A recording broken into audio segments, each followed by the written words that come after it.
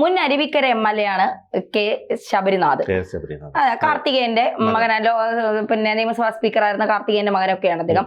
അദ്ദേഹത്തിന്റെ രാഷ്ട്രീയ പദവിക്ക് അല്ലെങ്കിൽ രാഷ്ട്രീയ മുന്നേറ്റത്തിന് പാരയാകുന്നത് സ്വന്തം ഭാര്യയായ ദിവ്യ എസ് അയ്യരുടെ പല നിലപാടുകളുമാണ്. പലപ്പോഴും അദ്ദേഹം അതിന് എന്താ പറയുക, ഉത്തരം നൽകേണ്ട അവസ്ഥയൊക്കെ വന്നിട്ടുണ്ട് എന്നുള്ളതാണ്. എന്താണ്, ദിവ്യ എസ് അയ്യർ തന്നെ സ്വന്തം ഭർത്താവിന് പാരയാകുന്ന ഒരു അവസ്ഥയാണോ? അതിനേക്കാൾ ഉപരി ഈ നമുക്കറിയാം, കോൺഗ്രസിൽ യുവ നേതാക്കൾ നന്നായി ഉയർന്നു വരുന്ന ഒരു കാലഘട്ടമാണിത്. നമുക്കറിയാം PC വിശ്വനാഥായാലും അതോടൊപ്പം തന്നെ ഷാഫി പറമ്പിലാണെങ്കിലും രാഹുൽ മാങ്കൂട്ടത്തിലാണെങ്കിലും അങ്ങനെ ഒരുപാട് നിരകൾ, VT ബൽറാം അടക്കം ഒരുപാട് യുവ നേതാക്കൾ കോൺഗ്രസിൽ ഉയർന്നു വരികയാണ്. അത്തരത്തിൽ വലിയൊരു അവസരം കിട്ടിയ ഒരാളായിരുന്നു ശബരിനാഥൻ. കാരണം മുൻ സ്പീക്കറായിരുന്ന കാർത്തികേയൻ്റെ മകൻ എന്നതിനപ്പുറം അവർക്ക് കുടുംബത്തിനും അതോടൊപ്പം നാട്ടിലും ഉള്ളൊരു സ്വാധീനം വളരെ വലുതായിരുന്നു. അതുകൊണ്ട് തന്നെ അദ്ദേഹം മരിച്ചതിന് ശേഷം നടന്ന തെരഞ്ഞെടുപ്പിൽ കാർത്തികേയൻ്റെ മകന് ശബരിനാഥന് വിജയിക്കാൻ കഴിഞ്ഞു. പക്ഷേ അദ്ദേഹത്തിന് മണ്ഡലം നിലനിർത്താൻ കഴിഞ്ഞില്ല എന്ന് മാത്രമല്ല, അദ്ദേഹം ഒരു യുവ നേതാവെന്ന നിലയിൽ അദ്ദേഹം പരാജയപ്പെട്ടു എന്ന് തന്നെ പറയേണ്ടി വരും. കാരണം സുരക്ഷിതമായ ഒരു മണ്ഡലമായിരുന്നു അത് കൊണ്ട് കളയേണ്ട സാഹചര്യത്തിലേക്ക് എത്തി. അത് ഓരോ സാഹചര്യങ്ങളാവാം, പക്ഷേ എന്നിരുന്നാൽ പോലും അദ്ദേഹം അക്കാര്യത്തിൽ ഒരു പരാജയപ്പെട്ടു എന്ന് തന്നെ പറയേണ്ടി വരും. അതോടൊപ്പം തന്നെ അദ്ദേഹത്തിൻ്റെ ഭാര്യ വളരെ പ്രഗത്ഭയായ ഒരു കളക്ടറാണ്. അവർ ഒരുപാട് കാര്യങ്ങൾ ചെയ്യുന്നുണ്ട്. പക്ഷേ അതിനോടൊപ്പം അവർ ഈ റീൽസും മറ്റു കാര്യങ്ങളൊക്കെ ചെയ്ത് കഴിഞ്ഞ ദിവസം K ജയകുമാർ അടക്കം അതിൻ്റെ വിമർശനം പറയുകയുണ്ടായി.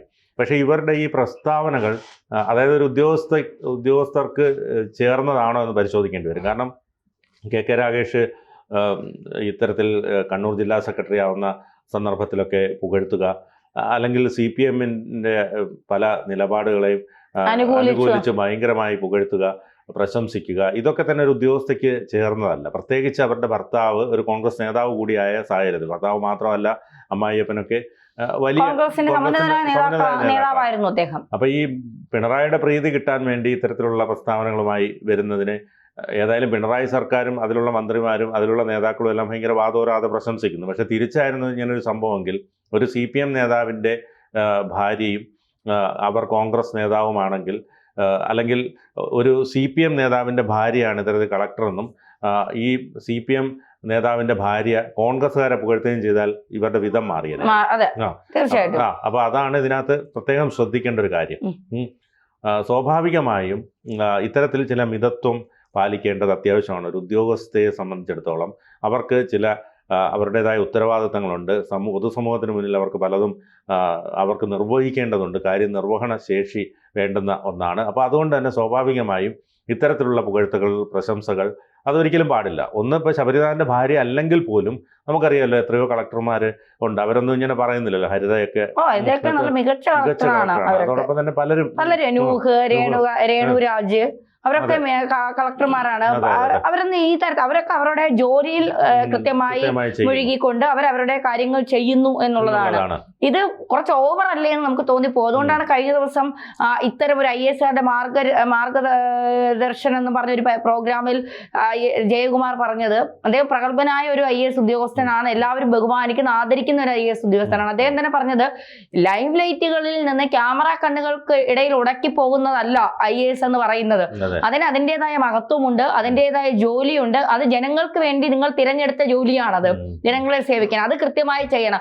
ഇതിന്റെ അന്തസ്സ് കാത്തു സൂക്ഷിക്കണമെന്നാണ് അദ്ദേഹം പറഞ്ഞത്. അപ്പോൾ അന്തസ്സില്ലായ്മ ചിലർ ഇതിൽ ചെയ്യുന്നുണ്ട്, തീർച്ചയായിട്ടും അല്ലെ? ആ അന്തസ്സ് നിങ്ങൾ കാത്തു സൂക്ഷിക്കണം. അത് ചെയ്യുന്നവർ ചെയ്തുകൊണ്ട് പോട്ടെ, അവരെ നന്നാക്കാൻ കഴിയില്ല. ഇനി പരമപുച്ഛമാണ് അവരോടൊക്കെ. അങ്ങനെ അല്ലാത്തവരെങ്കിലും അതിന്റെ അന്തസ്സ് കാത്തു സൂക്ഷിക്കണം. ആ ജോലിയുടെ അന്തസ്സ് എന്താണ് എന്ന് കാത്തു സൂക്ഷിക്കണമെന്ന് പച്ചയ്ക്ക് ഒരു മുൻ IAS ഉദ്യോഗസ്ഥന് പറയേണ്ടി വന്നു. അദ്ദേഹം IMG-യുടെ ഡയറക്ടർ കൂടിയാണ്.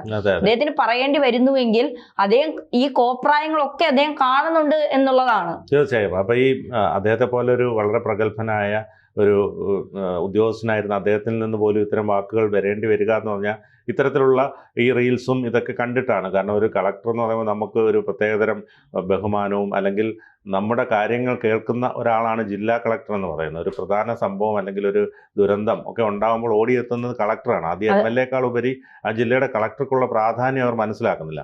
അപ്പോൾ ഇത്തരത്തിൽ ഒരു കളക്ടർ അല്ലെങ്കിൽ ഒരു IAS ഓഫീസർമാർ ഇത്തരത്തിൽ അവരുടെ പദവിയെ മറന്നുകൊണ്ട് ഇത്തരത്തിൽ ഒരു കളക്ടർ എന്ന നിലയിൽ ഇത്തരത്തിൽ ഒരു ഉദ്യോഗസ്ഥനെ ഈ പിണറായി സർക്കാരിനെയൊക്കെ പ്രീണിപ്പിക്കുന്ന, അതെന്തിനു വേണ്ടിയാണ് ഇവരെ പ്രീണിപ്പിച്ച് തനിക്ക് എന്തെങ്കിലുമൊക്കെ കിട്ടും എന്നുള്ള ഒരു പ്രതീക്ഷയിലായിരിക്കാം. പക്ഷേ ശബരിനാഥനെ സംബന്ധിച്ചിടത്തോളം വലിയ വെല്ലുവിളികളാണ്. കാരണം ശബരിനാഥന് അതെ വലിയ തിരിച്ചടികളാണ്. ശബരിനാഥൻ എന്ന് പറഞ്ഞാൽ ആരും സപ്പോർട്ട് ചെയ്യാനില്ല ഇപ്പോൾ ഇല്ല അദ്ദേഹത്തിന്.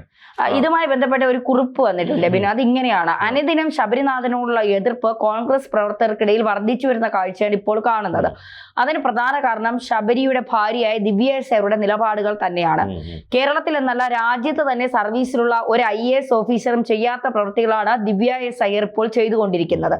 സംസ്ഥാന സർക്കാരിന്റെ ഭാഗമായ ഈ IAS ഉദ്യോഗസ്ഥ സകല അധികാര പരിധികളും ലംഘിച്ച് നടത്തുന്ന ഇടപെടലുകളും ഭരണപക്ഷത്തെ പോഴ്ത്തുന്നതുമാണ് കോൺഗ്രസ് പ്രവർത്തകരെ പ്രകോപിപ്പിച്ചിരിക്കുന്നത്.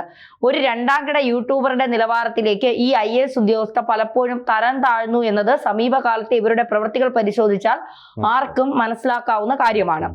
ഇവിടെ ശബരിനാഥന് വെല്ലുവിളിയാകുന്നത് മുഖ്യമന്ത്രിയോടും മറ്റു ചില മന്ത്രിമാരോടും ഇടതുപക്ഷത്തോടുമുള്ള ദിവ്യ സേവരുടെ അതിരുവിട്ട സമീപനവും പോഴ്ത്തലുമാണ്. ഏറ്റവും ഒടുവിൽ ഇടതു സർക്കാരിന്റെ 4ാം വാർഷികത്തോടനുബന്ധിച്ച് തയ്യാറാക്കിയ മുദ്രാഗാനം ദിവ്യ ആലപിച്ചതും കോൺഗ്രസ് പ്രവർത്തകരെ ശരിക്കും ചൊടിപ്പിച്ചിട്ടുണ്ട്. കോൺഗ്രസ് നേതാവിന്റെ ഭാര്യ സർക്കാരിനെ സ്തുതിച്ച് പാടുന്നത് ചില ഇടതുപക്ഷ പ്രൊഫൈലുകൾ കോൺഗ്രസുകാരെ ട്രോളാനായി ഉപയോഗപ്പെടുത്തിയപ്പോൾ പാർട്ടിക്ക് അകത്ത് വെട്ടിലായിരിക്കുന്നത് ശബരിനാഥാണ്. ദിവ്യ സയ്യരേക്കാൾ മികച്ച രീതിയിൽ പാടാൻ ശേഷിയുള്ള ഹരിതയെ പോലുള്ള IAS ഓഫീസർമാർ ഇത്തരം പ്രീണനത്തിൽ നിന്നുകൊടുക്കാതെ IASകാരുടെ ആത്മാഭിമാനം ഉയർത്തിപ്പിടിച്ചപ്പോൾ ദിവ്യ അങ്ങോട്ട് ചെന്ന് താല്പര്യമെടുത്ത് പാടുകയാണ് ഉണ്ടായതെന്നാണ് ലഭിക്കുന്ന സൂചന. ഇത്തരമൊരു നിലപാടിലേക്ക് അവർ പോയതിന് പിന്നിൽ വ്യക്തിപരമായ താല്പര്യമാണ് ഉള്ളതെന്നാണ് കോൺഗ്രസ് പ്രവർത്തകർ സംശയിക്കുന്നത്. അതായത് ദിവ്യക്കെതിരായി വരാൻ സാധ്യതയുള്ള നടപടികൾ ചെറുക്കാൻ സർക്കാരിന്റെ ഒരു കൈ സഹായം അവർ പ്രതീക്ഷിക്കുന്നുണ്ട്. ദിവ്യ എസ് അയ്യർക്കെതിരായ 2 പരാതികളാണ് നിലവിൽ സർക്കാരിന്റെ പരിഗണനയിലുള്ളത്. മുഖ്യമന്ത്രിയുടെ പ്രൈവറ്റ് സെക്രട്ടറി ആയിരുന്ന KK രാഗേഷ് CPM ജില്ലാ സെക്രട്ടറിയായി പോയപ്പോൾ കർണന് പോലും അസൂയ തോന്നുന്ന KKR കവചം എന്ന് ചൂണ്ടിക്കാട്ടി ദിവ്യ ഇൻസ്റ്റഗ്രാമിലിട്ട പോസ്റ്റാണ്. ഇത് പെരുമാറ്റച്ചട്ട ലംഘനമാണെന്ന് ചൂണ്ടിക്കാട്ടിയുള്ള പരാതിയാണ് ആദ്യം വന്നിരിക്കുന്നത്. രണ്ടാമത്തത് തിരുവനന്തപുരത്തെ സർക്കാർ ഭൂമി സ്വകാര്യ വ്യക്തിക്ക് പതിച്ചു നൽകിയതുമായി സംബന്ധിച്ച് വിജിലൻസിന് മുൻപാകെയുള്ള പരാതിയാണ്. ഇതിൽ ആദ്യത്തെ പരാതിയിൽ സർക്കാർ നടപടി എടുക്കാതെ ഒഴിവാക്കിയാലും രണ്ടാമത്തെ പരാതിയിൽ സർക്കാർ വിചാരിച്ചാൽ പോലും ദിവ്യ സയ്യരെ നടപടിയിൽ നിന്ന് രക്ഷപ്പെടുത്താൻ കഴിയുകയില്ല. കാരണം ഭൂമി പതിച്ചു നൽകിയ സംഭവത്തിൽ 2 IAS ഓഫീസർമാരുടെ റിപ്പോർട്ടുകളും ദിവ്യ അയ്യർക്കെതിരാണ്.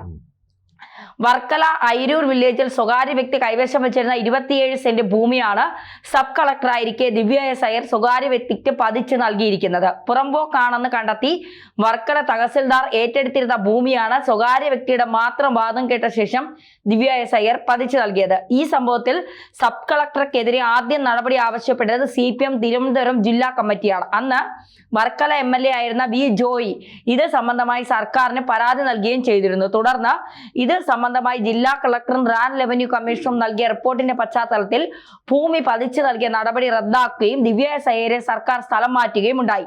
ദിവ്യ സയ്യരുടെ സസ്പെൻഷൻ എല്ലാവരും പ്രതീക്ഷിച്ചിരുന്നെങ്കിലും അത് സംഭവിച്ചില്ല. അന്ന് മുതലാണ് ദിവ്യ സയ്യർ ഇടത്തോട്ട് ചാഞ്ഞത്. പിണറായി വിജയനെയും ചാലർ ചർച്ചകളിൽ കടന്നാക്രമിച്ചിരുന്ന ശബരിനാഥിന്റെ വീറും വാശിയും ചോർന്നുപോയതും ഈ സന്ദർഭം മുതലാണ്. KK രാഗേഷുമായി ബന്ധപ്പെട്ട വാദം കത്തിപ്പടർന്നതോടെയാണ് മുൻ CPM എടുത്ത് പ്രയോഗിച്ച ആയുധം പൊടി തട്ടിയെടുത്ത് അഡ്വക്കേറ്റ് ഷാജഹാൻ വിജിലൻസ് ഡയറക്ടർ പരാതി നൽകിയത്. ഭൂമി പതിച്ചു നൽകിയ സംഭവത്തിൽ അന്നത്തെ ജില്ലാ കളക്ടർ വാസുകിയും ലാൻഡ് റവന്യൂ കമ്മീഷണറും നൽകിയ റിപ്പോർട്ടുകൾ മുൻനിർത്തി ദിവ്യ സയ്യർക്കെതിരെ കേസെടുത്ത അന്വേഷണം നടത്തണമെന്നാണ് പരാതിക്കാരന്റെ ആവശ്യം. ഈ പരാതിയിൽ കേസ് രജിസ്റ്റർ ചെയ്യപ്പെടുന്ന ഭയം മൂലമാണ് സർക്കാർ അനുകൂല പാട്ടുപാടി പ്രീണന നയം ദിവ്യ സയ്യർ വീണ്ടും പിന്തുടരുന്നത് എന്നാണ് കോൺഗ്രസ് പ്രവർത്തകരും തുറന്നടിക്കുന്നത്. ഇക്കാര്യത്തിൽ അവരുടെ അമർഷം പൊട്ടിത്തെറിയുടെ വക്കിലാണ്. ഇത് ചെന്ന് പതിക്കുന്നത് ശബരിയുടെ തലയിലുമാണ്.